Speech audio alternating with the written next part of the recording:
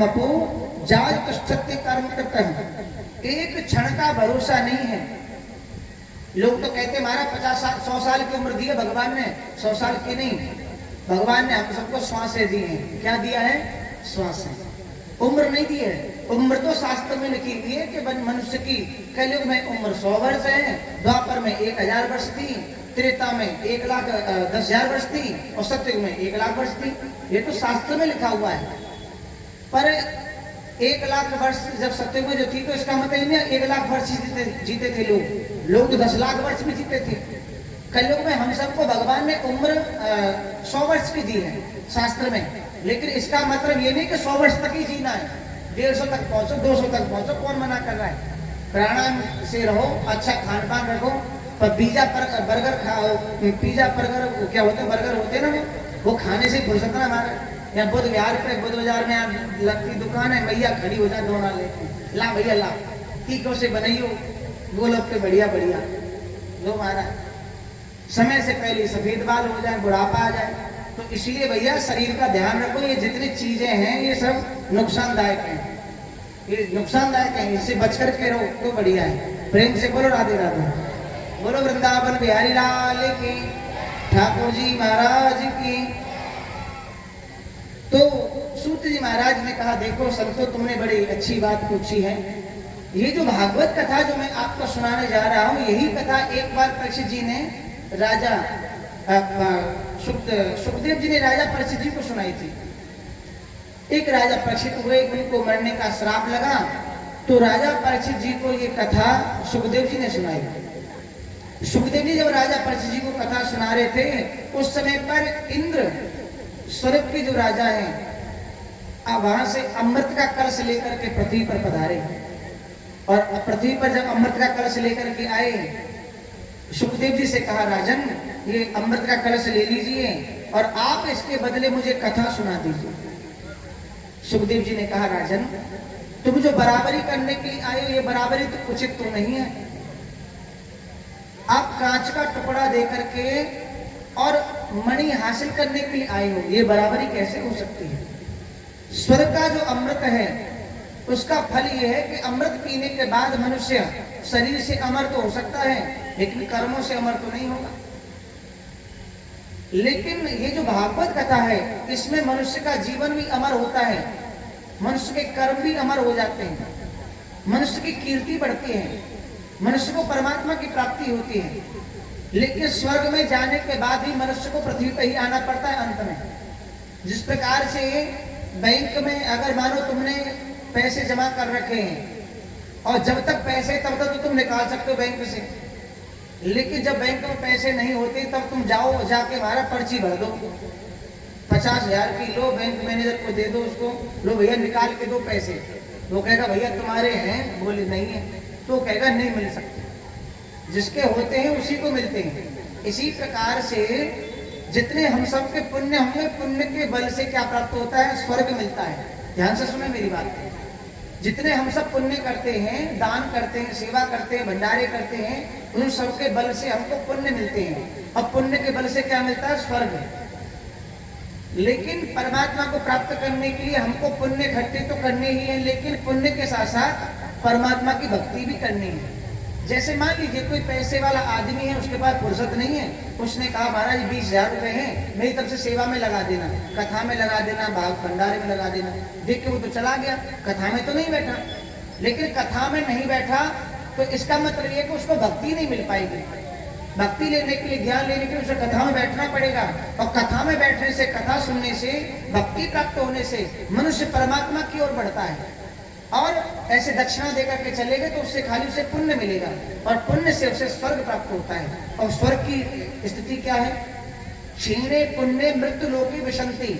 मनुष्य को जब पुण्य नष्ट हो जाते हैं स्वर्ग में, तो फिर सीधे नरक में या पृथ्वी लोक पे ही आना पड़ता है। जब पुण्य नष्ट हो गए, पूरे खत्म हो गए, फिर पृथ्वी पे आना। तो इसलिए भैया पुण्य के साथ साथ में भगवान के चरण भी पकड़ने हैं, भगवान की भक्ति भी करनी है, कथा भी सुननी है, सत्संग भी सुनना है। प्रेम से बोलो राधे राधे, बोलो वृंदावन बिहारी लाल की। तो जब स्वर्ग के देवता वहां पर आए, एवं विनमय जाते सुधा राज्ञा प्रपीयतां प्रपास्यामो वयं सर्वे श्रीमद् भागवत कथामृतम्। जब वहां पर वह स्वर्ग के देवता पधारे, अमृत कलश देने के लिए जब निवेदन किया तो सुखदेव जी ने कहा, राजन, हे इंद्र, मुझे तो इस अमृत की कोई आवश्यकता नहीं है। अगर आपको अमृत देना है तो परीक्षित जी से पूछ लीजिए। और जब परीक्षित जी को जब अमृत देने के लिए कहा तो परीक्षित जी ने कहा कि जब गुरुदेव तुम्हें अमृत की आवश्यकता नहीं तो मुझे भी जरूरत नहीं है, मैं भी अमृत लेकर के क्या करूंगा, मुझे नहीं चाहिए। परीक्षित जी ने जब मना कर दिया तो इंद्र को इस बात का दुख लगा कि हमारा स्वर्ग का अमृत का अपमान कर दिया और किसी ने इसे स्वीकार नहीं किया। दूसरा आश्चर्य ये लगा कि स्वर्ग का अमृत हम किसी किसी को देने के लिए जाते हैं, लेकिन इन्होंने हमारे अमृत का अपमान कर दिया, मना कर दिया। इस भागवत कथा में ऐसा क्या है कि इन्होंने इस स्वर्ग के अमृत के लिए मना कर दिया? ये जानने के लिए आज ब्रह्मा जी के पास में गए और ब्रह्मा जी के पास जाकर के इंद्र ने ब्रह्मा जी से शिकायत की। ब्रह्मा जी से बोले, देखा, हम पृथ्वी पर गए और पृथ्वी पर अपने स्वर्ग का सबसे विशेष कीमती अमृत लेकर के गए, लेकिन राजा परीक्षित ने हमारे अमृत का अपमान किया, मना कर दिया, तो मुझे अमृत नहीं चाहिए। ब्रह्मा जी पूछने लगे, क्यों मना कर दिया, क्या कारण था? बोले, वो भागवत कथा सुनने थे ना, इसलिए मना कर दिया। ब्रह्मा जी बोले, उस भागवत कथा में ऐसा क्या है, जरा भागवत पोथी लेकर के आइए।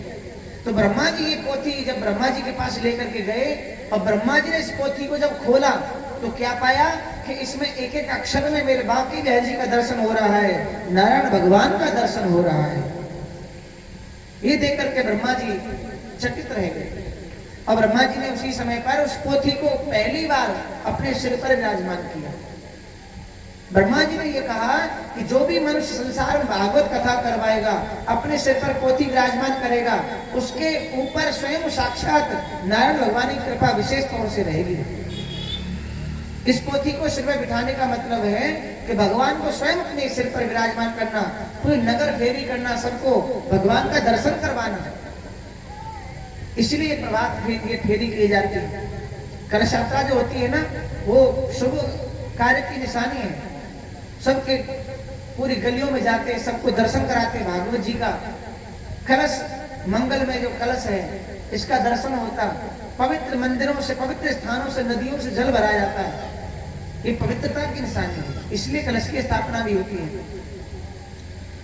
और इस प्रकार से जब ब्रह्मा जी ने पोथी को सिर पर रखा तो कहा कि देवताओं से कहा, भैया, ये साक्षात मेरे गोविंद भगवान है और इनकी शरण में जाने के बाद मनुष्य को फिर किसी भी वस्तु की आवश्यकता नहीं पड़ेगी। नारायण भगवान ने एक वेद बनाया, सामवेद, सामवेद के 3 वेद और बना दिए गए, तो 4 वेद हो गए, सामवेद, यजुर्वेद, अथर्ववेद, ऋग्वेद, 4 वेद हो गए महाराज। और 4 वेदों में से ही इस भागवत जी की रचना हुई है, ऐसा आप कह सकते हैं। तो ये पंचम वेद कहा जाता है। कौन सा वेद है? ये पंचम वेद है। ये अमर ग्रंथ, ये मुक्ति पंथ, ये पंचम वेद निराला, हरि दर्श कराने वाला, ये 5वां वेद है महाराज। इस 5वें वेद में ऐसा क्या है जो 4 वेदों में नहीं है, वो आगे आप कथा में सुनेंगे। इस प्रकार से ब्रह्मा जी ने ये जब घोषणा की इंद्र के सामने, इंद्र बड़े प्रसन्न हुए। प्रेम से बोलो राधे राधे, जोर से बोलो। और इधर इंद्र तो वहां से चले गए, लेकिन ब्रह्मा जी ने क्या देखा, परीक्षित महाराज जी का कल्याण हो गया। भागवत कथा सुनने थे सप्तमी दिवस, उनके लिए स्वयं भगवान नारायण का विमान आया और विमान में बैठ करके परीक्षित महाराज जी भगवान के वैकुंठ धाम चले गए। बोलो परीक्षित जी महाराज की। ये देख करके बड़े प्रसन्न हुए और इस प्रकार से ब्रह्मा जी ने एक भागवत कथा सुनने के लिए कुछ नियम बताए। ब्रह्मा जी ने ये कहा कि भाई जो भी भगवान की कथा सुनेगा, पहली बात तो यह है कि उसको कथा शुरू होने से पहले जाना चाहिए। द्वितीय बात यह कि आहार थोड़ा कम करना चाहिए और तृतीय बात यह है कि कथा विराम होने के बाद ही घर पर जाना चाहिए। और चतुर्थ बात ये ब्रह्मा जी ने बताई कि भगवान की कथा में कभी जाए तो कुछ प्रसाद लेके जाना चाहिए। 3 स्थान ऐसे होते हैं वहां पर कभी खाली हाथ नहीं जाना चाहिए। ध्यान से सुने सभी लोग। पहला स्थान गुरु का स्थान, द्वितीय स्थान अपनी बेटी के घर जाओ तो कभी खाली हाथ न जाओ, और तृतीय स्थान कभी अपनी सहेली के घर, कभी मित्र के घर कभी आप जाओ तो खाली हाथ मत जाओ, कुछ न कुछ लेके जाना चाहिए। 3 स्थान ये ब्रह्मा जी ने बताए हैं। इस प्रकार से मनुष्य को भगवान की कथा श्रवण करनी चाहिए। अच्छा, आहार के लिए विशेष तौर से बताया कि आहार थोड़ा कम करना चाहिए। अब क्यों कम करना चाहिए ये सुने कारण।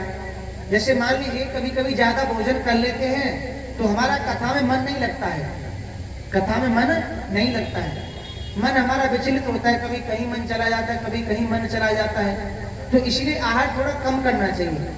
जो 5 रोटी खाते हो उन्हें 4 खा लेनी चाहिए, जो 4 खाते हो उन्हें 3 खा लेनी चाहिए।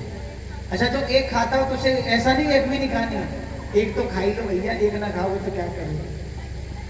अच्छा, एक मुझसे बोला गुरुजी ये बताओ, मैंने कहा हाँ, कि हम तो महाराज रोटी खाते नहीं। मैंने क्या खाते हो भैया, हम फल खाते। फल तो कितने फल कम खाएं?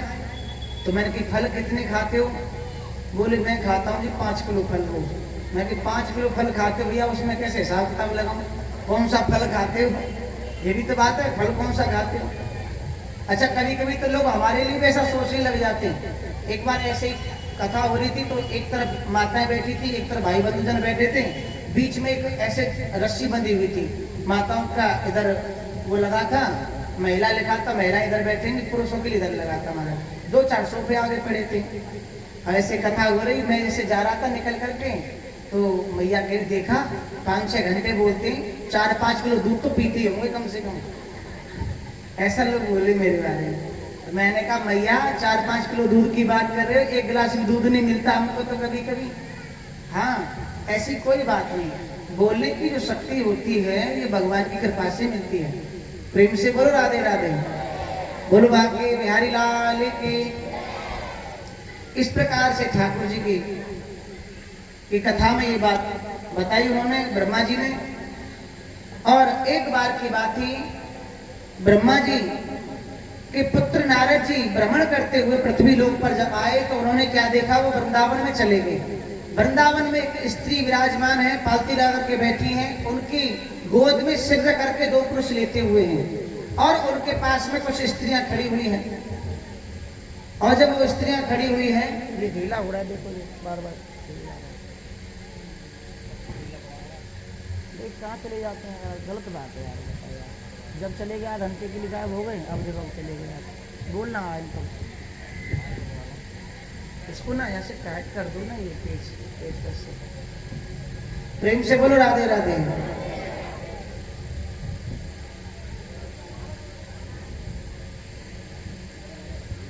तो जब ब्रह्मा जी के पुत्र नारद जी जब वृंदावन में गए तो वृंदावन में उन्होंने क्या देखा, वृंदावन में एक स्त्री विराजमान है जिनका नाम है भक्ति महारानी, और उनकी गोद में जो सिर करके लेते हैं वो उनके पुत्र हैं, वो उनके पुत्र हैं। एक पुत्र का नाम है ज्ञान और दूसरे पुत्र का नाम है वैराग्य।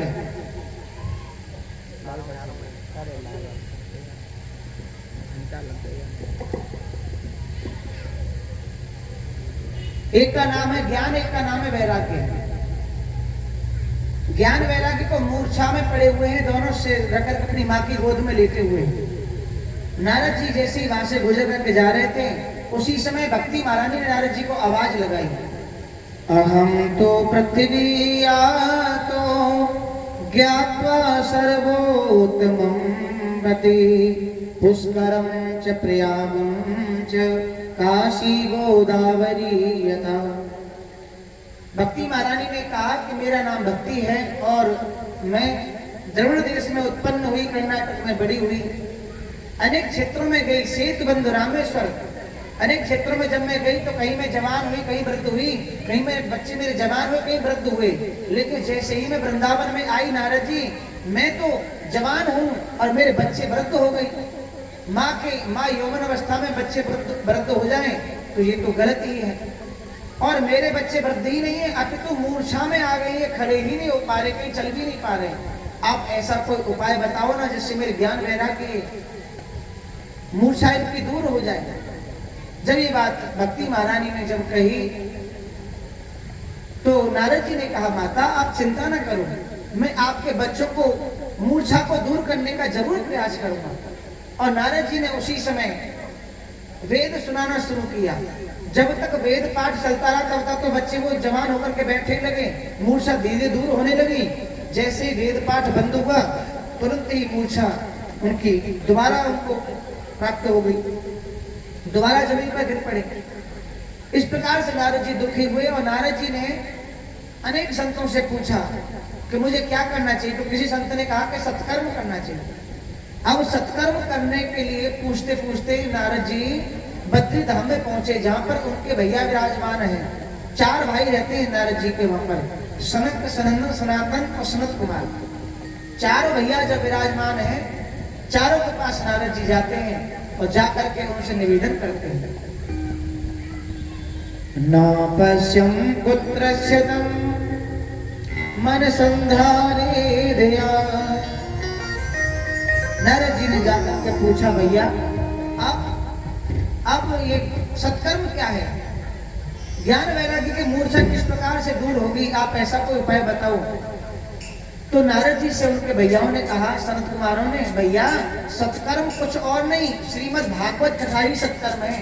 अगर भागवत कथा का पाठ आप वहां करोगे तो ज्ञान वैराग्य की मूर्छा दूर हो जाएगी। जब ये बात उन्होंने कही तो नारद जी ने कहा, मैंने वेद सुना दिए, मैंने उपनिषद सुना दिए, तब भी उनकी मूर्छा दूर नहीं हुई। लेकिन ये भागवत कथा जो है वेदों से ही तो निकली है, तो मैंने वेद सुना दी, तो उसमें वेदों से तो उनकी मूर्छा दूर होनी चाहिए। फिर दूर क्यों नहीं हुई? मूर्छा का मतलब है कोमा में आ जाना, खड़ा नहीं होना। मनुष्य जिंदा तो रहता लेकिन बोल सकता नहीं, खा नहीं सकता है, कुछ भी चल नहीं सकता है। तो इस प्रकार से मूर्छा में थे वो। नारद जी ने कहा, एक काम करो, आप ही चल करके ज्ञान वैराग्य की मूर्छा दूर कर दो। नारद जी ने जब ये बात कही तो सनत कुमार बोले, भैया आप ज्ञानी हैं, नारद जी हैं, और आप ही चल करके कुछ करो, हम क्या कर सकते हैं, हम तो कहीं एक जगह से दूसरी जगह जाते ही नहीं। लेकिन नारद जी ने चरण पकड़ लिए। अब देखिए इन दोनों जो संत हैं, नारद जी और सनत कुमार, इनमें कुछ अंतर है। सनत कुमारों का स्वभाव ये है कि अपने उस बद्री धाम से कहीं दूर नहीं जाते, वहीं रहते, वहीं भजन करते। और नारद जी का स्वभाव ये है कि वो एक जगह कभी टिकते नहीं, रुकते नहीं, एक जगह पे दूसरी जगह 2 घड़ी से ज्यादा नारद जी नहीं रुकते। अब उन्होंने कहा कि ठीक है, हम अपने स्थान को तो छोड़ देंगे, भगवान की कथा के लिए चलेंगे, कथा सुनाने के लिए, परंतु एक शर्त हमारी रहेगी। बोले क्या? कि आप भी कहीं नहीं जाओगे, 7 दिन तक वहीं बैठोगे यजमान बन करके। नारद जी ने स्वीकार किया। नारद जी बोले, जहाँ मेरे गोविंद की कथा हो, मेरे भगवान का नाम जहाँ लिया जा रहा हो, वहां से मैं दूर कैसे जा सकता हूँ। नारद जी आकर के विराजमान हुए। नारद जी के हाथों में वीणा है, देवदत्ताम नमाम वीणा स्वर ब्रह्म विभूषिताम। देवदत्ता नाम की वीणा नारद जी लेकर के पधारे। और नारद जी जैसे विराजमान हुए, उसी समय पर नारद जी ने बड़े सुंदर सुंदर प्रश्न किए। नारद जी ने कहा, देखो जी जरा ये बताओ, जिसने भगवान का नाम रात और दिन लिया, जो भगवान का नाम लेकर के जगता है, भगवान का नाम लेकर के सोता है, और उसका कल्याण हो जाए तो कोई बड़ी बात थोड़ी है, होना ही है उसका तो। हाँ जी भाई, जिसने डॉक्टर की पढ़ाई करी हो और वो डॉक्टर बन जाए तो कोई बड़ी बात है? नहीं बड़ी बात है। और जिसने सदैव कोई और कार्य किया हो, कोई वकील की पढ़ाई करे और डॉक्टर बन जाए तो ये आश्चर्य की बात है कि नहीं? ये आश्चर्य की बात है। कोई पढ़ाई करे कुछ और इंजीनियर बनने की और बन जाए वो डॉक्टर, तो वो आश्चर्य की बात है। तो कहने का अभिप्राय है कि भाई जिसने भक्ति करी, जिसने भगवान का नाम लिया, जो परमात्मा के नाम पर बैठा है रात और दिन, उसका कल्याण हो जाए, भगवान मिल जाए तो कोई बड़ी बात थोड़ी है। लेकिन जिसने जीवन पर्यंत पाप किया हो, कहीं भगवान का नाम नहीं लिया हो, और ऐसे व्यक्ति का कल्याण हो जाए, कोई ऐसा उपाय है आपकी भागवत कथा से? तो नारद जी ने जब ये बात कही तो सनत कुमार बड़े प्रसन्न हुए। नारद जी से बोले, नारद जी आपने बड़ा सुंदर प्रश्न पूछा। ये भागवत कथा ऐसा ग्रंथ है कि जिसने जीवन पर्यंत पाप किए हों और अंत में पाप करते उसकी मृत्यु भी हो गई हो ना, और वो व्यक्ति के निमित्त मात्र कथा करा दी जाए तो ऐसा व्यक्ति, भूत बना हुआ व्यक्ति भी, प्रेत बना हुआ व्यक्ति भी मोक्ष का अधिकारी बन जाता है, उसका कल्याण हो जाता है। इस प्रकार से नारद जी ने आज बड़े प्रसन्न हुए और उनसे कहा कि आप ही कथा सुनाइए। नारद जी को आज वेद व्यास जी परम संत जो वेद व्यास जी हैं, उनके ही वेद व्यास जी की जो चक्षु, जो नेत्र को ज्ञान देने वाले हैं, जो वेद व्यास जी का भी जो कल्याण करते हैं आगे चल करके, ऐसे परम पवित्र नारद जी महाराज आज यजमान वर्ग के सामने बैठे हैं। और नारद जी ने जब ये प्रश्न किया तो कहा कि ऐसे ही एक संत हुए, एक ब्राह्मण हुए, तुंगभद्रा तटे पूर्वम, तुंगभद्रा तटे पूर्वम, पूर्वम भुक्तम न मुक्तमं, यत्र वर्णा स्वधर्मेण सत्कर्म तत्परा। कहा तुंगभद्रा नदी के किनारे एक उत्तम नगर नाम का गांव था। तुंगभद्रा तटे पूर्वम एक उत्तम नगर नाम का गांव था तुंगभद्रा नदी के किनारे। और उस नदी के किनारे जो गांव था उसमें अलग अलग वर्ण के लोग रहते थे। उसी में ब्राह्मण वर्ण में एक पंडित जी महाराज रहते थे जिनका नाम था आत्मदेव ब्राह्मण। और आत्मदेव नाम के जो ब्राह्मण जो थे ना, वो परम पवित्र थे, भगवान का नाम लिया करते थे, पूजा पाठ करते थे घर घर जा करके। लेकिन उनके घर पर एक विचित्र बात ये थी कि उनके घर पर तुलसी का पौधा था, तुलसी का, तो वो सूख जाता था, हरा भरा नहीं रहता था। और उन पंडित जी के घर पर एक गाय थी, गाय के भी कोई संतान नहीं। और उनके घर पर जो पत्नी थी उनकी भी कोई संतान नहीं। तो लोग ये विचार करने लगे, ये पंडित जी दुनिया के घर पर सत्यनारायण कथा करते हैं, पूजा करते हैं, जब इनके घर पे कोई संतान नहीं है, इनके घर पर तुलसी भी सूख जाती है, इनके घर पर जो गाय है वो भी बांझ है, उसके भी कोई संतान नहीं, तो ये हमारा कल्याण क्या करेंगे। लोगों ने इस बात को अपने दिल में बिठा लिया, हृदय में बिठा करके, और लोगों ने पंडित जी से पूजा पाठ कराना बंद कर दिया। जब लोगों ने पूजा पाठ कराना बंद कर दिया तो एक दिन की बात, पंडित जी की जो पत्नी जो थी उसका नाम था धुंधली। धुंधली का मतलब है जिसके नेत्रों पर माया का पर्दा डला हुआ है, वो धुंधली है। चाहे वो स्त्री है चाहे वो पुरुष है, जिसके नेत्रों पर माया का पर्दा है, जो सत्य का दर्शन करते हुए भी असत्य की ओर मुड़ जाए, वो धुंधली है। जो जानता है कि ये ऐसा करने से दंड मिलेगा, ये गलत है, वो धुंधली है महाराज। जो गलत मार्ग पे चला जाता है, सत्य को ठुकरा देता है। इसी प्रकार से धुंधली जो थी महाराज, उसका स्वभाव चिड़चिड़ा स्वभाव था, किसी से भी प्यार से बातें नहीं करती थी, किससे लड़ना उससे झगड़ना, इस प्रकार का उसका स्वभाव था। एक दिन की बात, जो पंडित जी महाराज जो थे आत्मदेव ब्राह्मण, उन्होंने अपनी पत्नी से पूछा, हमारे घर में कोई संतान नहीं, तुम्हें इसका दुख नहीं है? बोले मुझे कोई दुख नहीं हो तो नहीं हो, कोई बात नहीं। अरे लोगों ने पूजा पाठ कराना बंद कर दिया हमसे, कोई बात नहीं, आप और कोई काम कर लो। पंडित जी बोले धर्म के बिना मैं कैसे रहूंगा। देखो मैं आज ही चर्चा चल रही थी, कहीं पर हम बैठे थे, तो आज भी चर्चा चली थी, कहीं किसी सत्संग हो रहा था, कहीं बैठे थे हम, तो यही चर्चा चल रही थी कि जो जिस कार्य के लिए आए ना संसार में, वो वही काम करता है हमारा। आप जिस काम के लिए आए हो आप वही काम करोगे,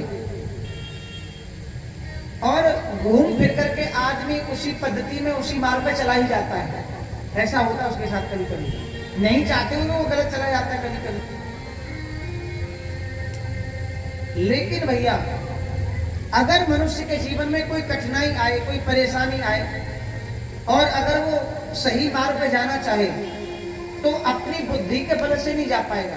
लेकिन अगर वो किसी सदगुरु की शरण में जाए, किसी श्रेष्ठ व्यक्ति से जुड़ जाए और उनसे अपने बारे में पूछे कि मुझे कैसे मैं मार्ग बदलूं अपना, मैं गलत हूं इस समय पर, मुझे सही जाना है, मुझे मार्ग छोड़ना है, तो उसे वो सरलता से मार्ग बता देंगे जिससे जल्दी से छूट सकते हैं गलत मार्ग से, और मनुष्य अपना कल्याण कर पाता है। जो पंडित जी महाराज जो थे उन्होंने अपनी पत्नी को समझाया, लेकिन पत्नी के समझ में कुछ भी नहीं आया। पंडित जी एक दिन दुखी हो गए और रात्रि के 12 बजे पंडित जी घर छोड़ के चल दिए। और नदी में जब कूदने का पंडित जी ने प्रयास किया, शरीर को नष्ट करने का प्रयास किया, तो उसी समय वहां पर एक संत आ गए। संत ने आकर के उनका हाथ पकड़ लिया। प्रेम से बोलो राधे राधे। जब हाथ पकड़ लिया तो कहा, पंडित जी क्यों नदी में कूद रहे हो, क्या कारण है? उन्होंने कहा, महाराज मेरे घर में कोई संतान नहीं है ना, अब मैं जीना नहीं चाहता। संत भगवान ने कहा, पंडित जी क्यों गलत मार्ग पर जा रहे हो, तुम तो दुनिया को ज्ञान देते हो। अरे संतान नहीं है तो क्या हुआ, आप अपनी कीर्ति स्वयं बढ़ाओ, आप अपने कर्मों में स्वयं श्रेष्ठ बनो। संतान किसी का कल्याण थोड़ी करती है, कल्याण तो मनुष्य अपने कर्मों से स्वयं करता है। मनुष्य पूरे जीवन पर्यंत धन कमाता है, सोचता है कि मैं बुढ़ापे में जाकर के चैन से बैठूंगा और मेरे बच्चे मेरे पैर दबाएंगे, मेरी बहुएं मेरे लिए खाना ले लेके आएंगी, और बुढ़ापे में घर से बाहर निकाल दिया जाता है। होता नहीं होता कभी कभी, बताइए। तो कहने का मतलब यह है कि मनुष्य जो सोचता है वो कभी कभी होता भी नहीं है। इसलिए मनुष्य को प्रयास ये करना चाहिए कि अपने हाथ पैरों से ही सत्कर्म करना चाहिए। बच्चों के भरोसे, संसार के भरोसे कभी नहीं रहना चाहिए। अच्छी अगर संतान निकल गई और वो भी आपके लिए पुण्य करेगी तो अच्छी बात है आगे चल करके, लेकिन आपको अभी करना चाहिए। प्रेजेंट में, वर्तमान काल में जो जीता है वो श्रेष्ठ व्यक्ति है। जो भविष्य की चिंता करके बैठा रहता है वो हमारा अपना जीवन भविष्य के लिए जो जिसने सोच रखा है ना, ऐसा करूंगा वैसा करूंगा, भविष्य तो किसी ने देखा नहीं। इसलिए भैया वर्तमान में जियो, अभी इस समय स्थिति क्या है उसके अनुसार चलो। प्रेम से बोलो राधे राधे। अब तो पंडित जी महाराज ने कहा कि देखो महाराज मुझे तो संतान चाहिए। संत भगवान बोले, भैया राजा सगर के 60,000 बेटा हुए, किसी ने भी कीर्ति नहीं बढ़ाई, किसी ने भी उनका कल्याण नहीं किया। राजा सगर ने स्वयं अपना कल्याण किया। ध्रुव जी महाराज को लोग जानते हैं, प्रहलाद जी को जानते हैं, राम भगवान को जानते हैं, कृष्ण भगवान को जानते हैं। कृष्ण भगवान के हर किसी घर में चित्र मिलेगा, मूर्ति मिलेगी, लेकिन भगवान श्री कृष्ण के पुत्र की मूर्ति किसी घर में नहीं मिलेगी। क्योंकि भगवान श्री कृष्ण ने स्वयं अच्छे कर्म करने के बाद में अपने आपको ये साबित किया कि मनुष्य को ऐसे कर्म करना चाहिए, ऐसे जीना चाहिए, ऐसे सेवा करनी चाहिए। भगवान श्री राम ने अच्छे कर्म करने के बाद में संसार को ज्ञान दिया, मर्यादा में रह करके। तो इस प्रकार से मनुष्य स्वयं कीर्ति अपनी खुद ही बढ़ाए, संसार के भरोसे न रहे कि मेरी बेटी मेरी कीर्ति बढ़ाएगी, मेरे लिए पुण्य करेगी, भागवत कथा करवाएगी, राम कथा करवाएगी, ना कराए तो। और मनुष्य तो एक मनुष्य बड़ी गलती करता है कि मुझे ये वस्तु प्राप्त होगी तो मैं ये करवाऊंगा, अगर नहीं होगी तो नहीं करवाऊंगा। इसका मतलब क्या है कि मनुष्य भगवान से मांगता है। मांगना दोष नहीं है, लेकिन भगवान के सामने शर्त रखना ये दोष है। मांगना दोष थोड़ी है, मांगने नहीं तो हम किसके सामने जाएंगे? परमात्मा तो सुनते हैं हमारी। तुम ना सुनोगे तो कौन सुनेगा? तो भगवान ही तो सुनते हैं हम सबकी। तो भगवान से मांगो, भगवान के पास जाओ, लेकिन शर्त रखना ये गलत है कि भगवान तुम मुझे ये मेरे बेटा की सरकारी नौकरी लगवा दो, तुम्हारे मंदिर में मैं मार्बल बिछवा दूंगा। माता रानी के वैष्णो धाम कभी गई, नगरकोट कभी गई, वहां जाके बोले मैया तू एक काम कर, मेरी नौकरी लगवा दे, मेरे छोरा का विवाह करवा दे, और मैं तेरे यहाँ पे छतर चढ़ा दूंगा सोने का, मैं ये काम कर दूंगा। ऐसा नहीं, ये कभी ऐसा नहीं बोलना चाहिए कि ये होगा तो मैं ये करूंगा, कभी नहीं बोलना चाहिए। क्योंकि भगवान ये सोचते हैं कि भाई तू मेरे दरवाजे पे आया है पुत्र बन करके, संतान बन करके, मेरा भक्त बन करके मांगने आया है, वहां तक तो ठीक है, लेकिन व्यापार क्यों कर रहा है कि मैं तुझे नौकरी दूंगा तो तू मेरे यहाँ पे मार्बल लगवाएगा, अगर मैं नौकरी नहीं दूंगा तो तू झांकेगा भी नहीं यहाँ पे आकर के। ऐसा नहीं करना है। तो व्यापार नहीं करना भगवान से कभी।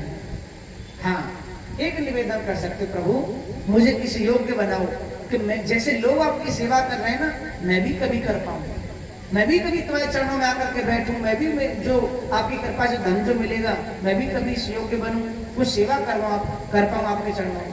ऐसा निवेदन करना चाहिए। पंडित जी को खूब समझाया, पंडित जी संतान से कुछ नहीं होता है, आप भगवान को अपना पुत्र मान लो। भगवान तो कहते हैं तुम्हें माता च पिता, तुम्हें बंधु च सखा, तुम मुझे सखा मानो, मित्र मानो, पिता मानो, माता मानो, कुछ भी मान लो। भगवान तो हर एक नाता को स्वीकार करते हैं मनुष्य का। ऐसे ही एक बार की बात थी, एक सेठ जी थे, सेठ जी। और सेठ जी जो थे ना माताओं, सेठ जी घर पर 4 बहुएं थी, 4 बेटा थे, लेकिन बेटी नहीं थी उनके घर पर। सेठ जी एक दिन बरसाने गए और बरसाने में जाकर के सेठ जी ने राधा रानी के मंदिर में ये कहा कि हे राधा रानी, मेरी कोई बेटी नहीं है, मेरे बेटा तो है पर बेटी नहीं है कोई। तो मुझे ये पुकार उनकी गोसाई जी ने सुन ली।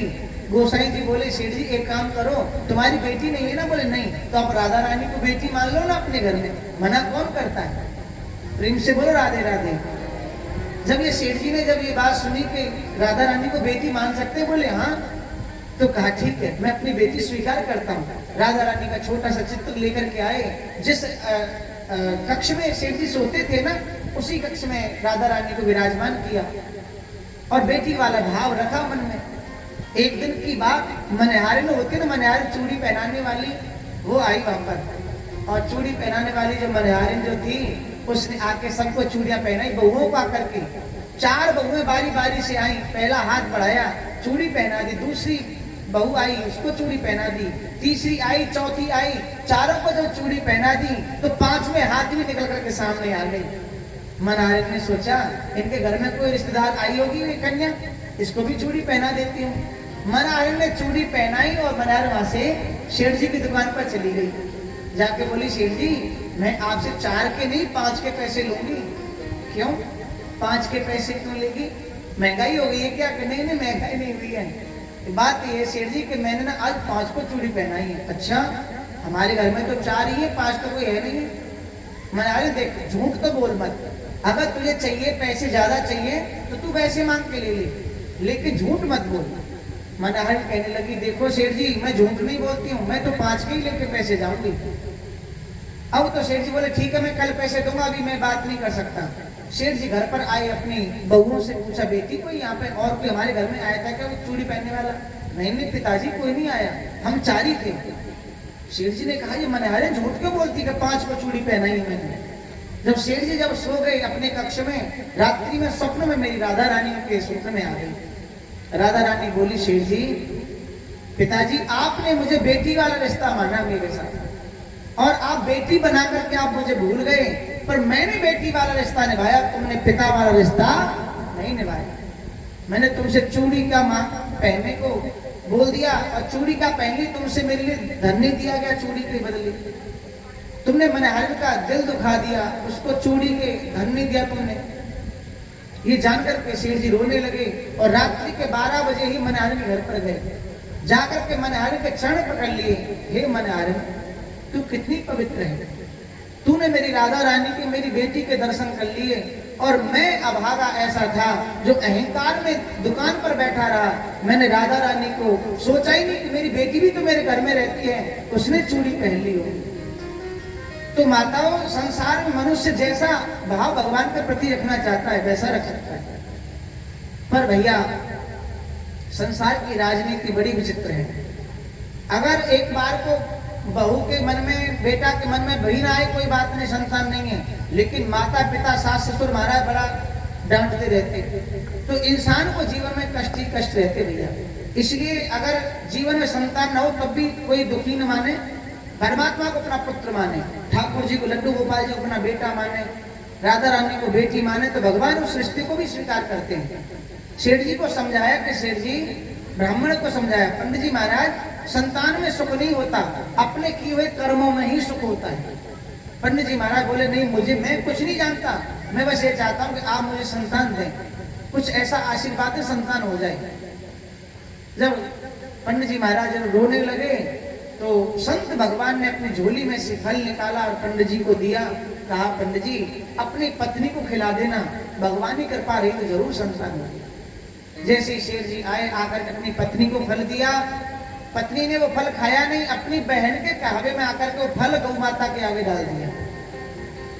गाय के यहाँ सुंदर से बच्चे ने जन्म लिया, बेटा ने जन्म लिया, और गाय के जो संतान जो हुई ना, वो बालक जो था वो मनुष्य जैसा ही था, लेकिन उसके कान जो थे ना वो बस गौ माता जैसे थे। कान गाय के जैसे थे, और पंडित जी ने उस बच्चे का नाम गोकर्ण रख दिया। बोलो गोकर्ण जी महाराज की। एक दिन की बात, पंडितानी ने, जो धुंधली जो थी, उसने विचार किया कि अगर संतान नहीं हुई तो इनको संतों के ऊपर बड़ा भरोसा है, तो ये मेरी बात का विश्वास नहीं करेंगे। और उस स्त्री ने एक पेट पर एक पोटली बांध करके ये दिखाती रही, समझाती रही कि मैं भी गर्भवती हूँ। और 9वें महीने में उसने अपनी बहन को बुलाया रात्रि के समय, और उसका पुत्र स्वयं ने ले लिया, और प्रातःकाल होती है घोषणा कर दी अपने नौकरों को बुला करके कि मेरे यहाँ भी संतान ने जन्म ले लिया है। पंडित जी ने जब इस बात को सुना कि मेरे घर में भी बच्चे ने जन्म लिया है, तो पंडित जी बड़े खुश हुए। पंडित जी ने जब नामकरण करने का नंबर आया तो धुंधली ने कहा कि तुमने गोकर्ण का नाम तुमने स्वयं रख दिया, पर इस बच्चे का नामकरण तो मैं ही रखूंगी। पंडित जी बोले कोई बात नहीं देवी, आप नामकरण कर दीजिए। तो उस धुंधली ने कहा कि मेरा नाम है धुंधली और मेरे बच्चे का नाम है धुंधकारी। मैं अपने नाम के फल, जो जैसा मेरा नाम है वैसा ही मैं नाम अपने बच्चे को भी देना चाहती हूँ। पंडित जी ने कहा कोई बात नहीं, पुत्र तो हम दोनों का ही है। ऐसे ही जब पुत्र जब धीरे धीरे बड़ा हुआ धुंधकारी, तो कहते हैं भैया गोकर्ण जो महाराज जो थे वो तो पवित्र थे, ज्ञानी थे, लेकिन धुंधकारी कैसा था, दुष्ट प्रवृत्ति का था। गोकर्णो पंडितो ज्ञानी, धुंधकारी महाखल। खल बोलते हैं दुष्ट को। बचपन से ही मदरा पीना, बीड़ी इत्यादि पीना, सिगरेट पीना, ये सब चिलम विलम सब पीना शुरू कर दिया बचपन से धुंधकारी ने। इतना बिगड़ गया, वैश्यगामी हो गया, चोरी करने लगा।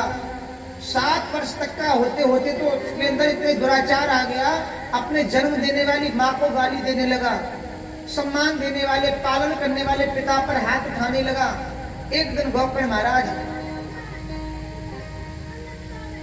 के पास में 8 ब्राह्मण आते हैं और आकर के कहते हैं हे गोकर्ण, हे गौ माता के पुत्र, मैं तुमसे एक ही निवेदन करना चाहता हूं कि आप मेरा मार्गदर्शन करें। गोकर्ण जी ने कहा पिताजी आप बताइए मैं आपका क्या मार्गदर्शन करूं। बेटा एक समय वो था कि रात को 12 बजे मैं रो रहा था कि मुझे संतान चाहिए, संतान मेरे घर में हो जाए मैं बड़ा सुखी हो जाऊंगा। मुंचा ज्ञानम प्रजा रूपम बलिष्ठा कर्मणो गति। मैं बच्चे के लिए रो रहा था कि एक बालक हो जाए घर में, किलकारी होगी, खुशियां होंगी, मैं कितना खुश रहूंगा, मुझे पिताजी करके बोलेगा मेरा पुत्र। लेकिन आज का दिन ऐसा है कि मेरा पुत्र ही मुझे कष्ट दे रहा है, दुख दे रहा है, अपमान करता है मेरा। जब ये बात गोकर्ण महाराज जी ने सुनी तो कहा पिताजी संसार में कुछ भी सत्य है ही नहीं, संसार में कुछ भी सत्य नहीं है। जो आज है वो कल नहीं रहेगा, जो कल था वो परसों नहीं रहने वाला। संसार तो मिथ्या है, झूठा संसार है, और झूठे संसार से कभी प्रेम नहीं करना चाहिए, स्नेह नहीं करना चाहिए। संसार में रहो, संसार की सुनो, पर धर्म की ओर चलो, धर्म का साथ दो। पिताजी कोई बात नहीं, आप एक काम करो, एकांत में जाकर के बैठो और अपने अंदर ही झांको, परमात्मा से विनती करो और संसार का ज्ञान लेकर के आप ये समझ लीजिए कि संसार में कुछ भी सत्य नहीं है। तो तुम्हारे अंदर से स्वयं ही आवाज निकल करके आएगी कि चल रे हंसा अमर लोक को, यहाँ नहीं कोई मेरा है, जग वालों का हुआ सवेरा, अपना हुआ अंधेरा है। यहाँ कोई अपना नहीं है, संसार झूठा है महाराज।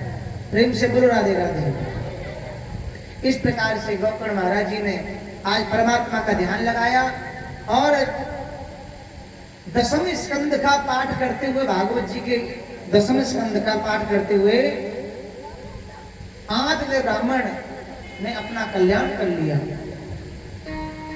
बोलो बांके बिहारी लाल की जय। इस प्रकार से उनका कल्याण हुआ और गोकर्ण महाराज जी भी घर छोड़ करके चले गए थे और इधर पीछे अपनी माँ का अपमान करने लगा। और धुंधकारी की जो माँ जो थी, जब अपनी माँ से धन मांगा गया, माँ दुखी हो गई और माँ ने कुएं में कूद करके आत्महत्या कर ली। क्योंकि सत्संग जिसके जीवन में नहीं होता है वो आत्महत्या करने का विचार मन में ले आता है। सत्संग मनुष्य को बलवान बनाता है, सत्संग मनुष्य को करुणावान बनाता है।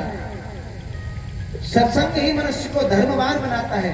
इसलिए सत्संग जिसके जीवन में आएगा वो कभी भी गलत मार्ग पर जा ही नहीं सकता है। प्रेम से बोलो राधे राधे।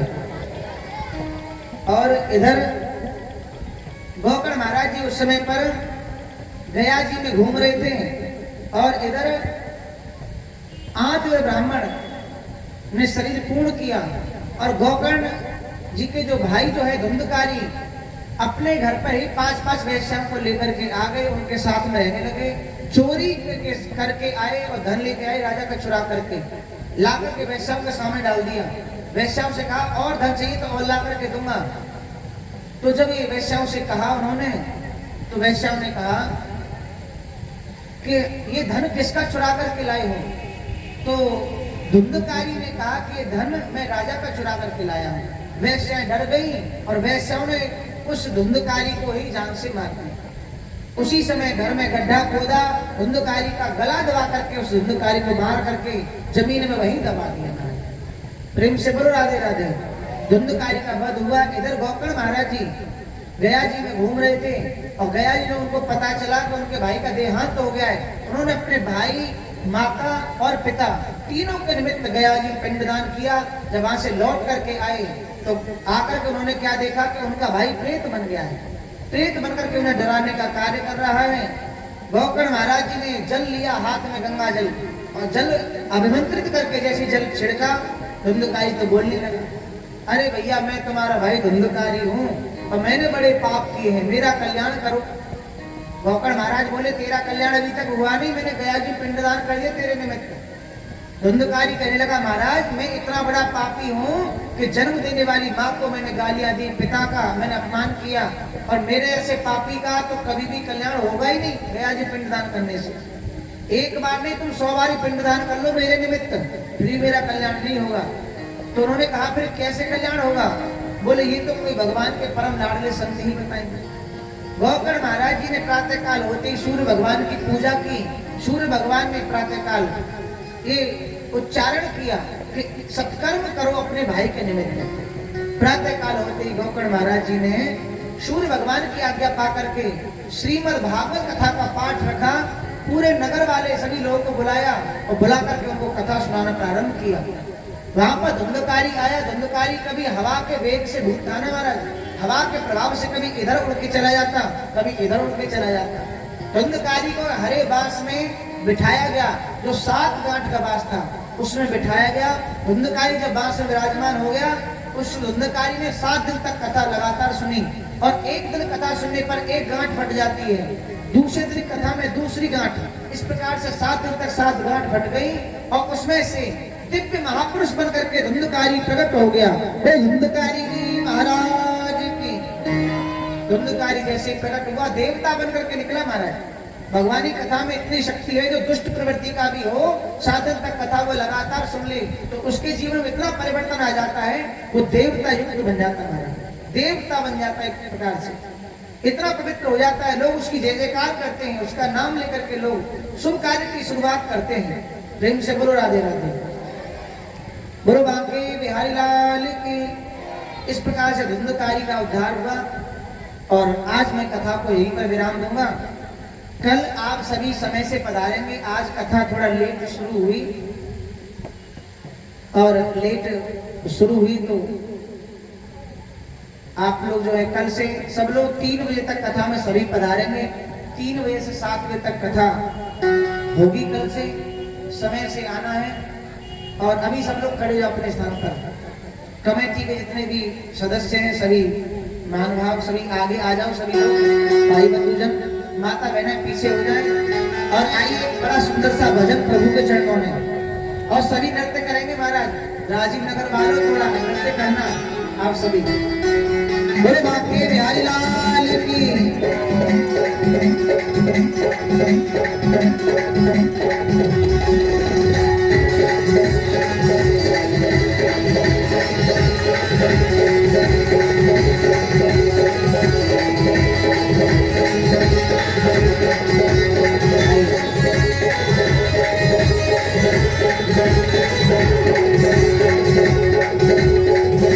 जितने भी कमेटी वाले भैया हैं वो सब आने वाले। भैया इधर आ जाओ, थोड़ी भैया इधर आ जाए।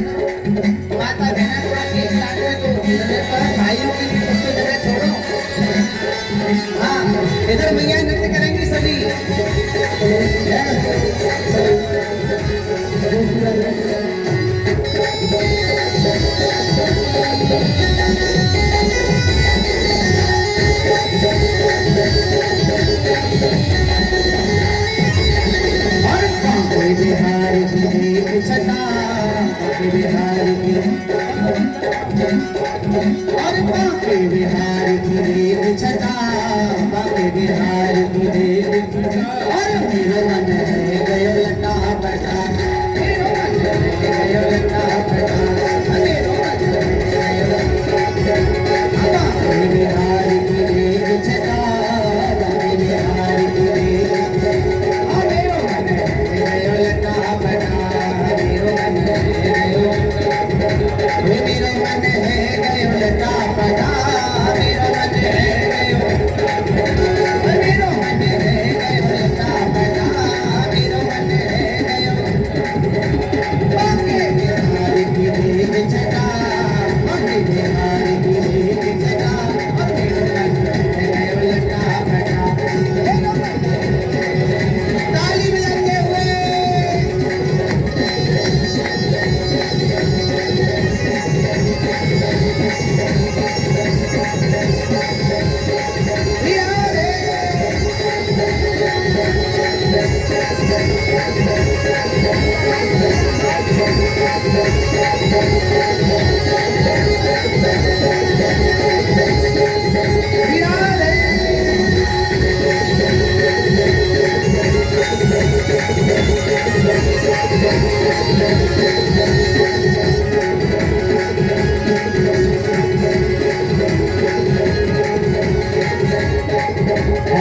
कब से खोजो बनवारी हो, कब से खोजो, कब से खोजो बनवारी हो, कब से खोजो, ऐसे नहीं, अच्छा थोड़ा थोड़ा गैप को जो बीच बीच में, थोड़ा थोड़ा बीच में गैप लेकर के जगह थोड़ा सा रखो। अब नृत्य करेंगे तो हमारा मैया जब ऐसे करने लगे तो भूसा लग जाएगा, अरे मैया का भूसा थोड़ी, कोई तो उंगली ऐसे करके नाचे, कोई ऐसे ऐसे करे हमारा, ये थोड़ा जगह तो होना चाहिए बीच में, पीछे तक थोड़ा पीछे बीच में थोड़ा जगह रखे और सभी नृत्य करेंगे जितने भी हैं, अरे भाई बंधु जो नृत्य करेंगे सभी लोग, जितने भी कमेटी वाले हम सर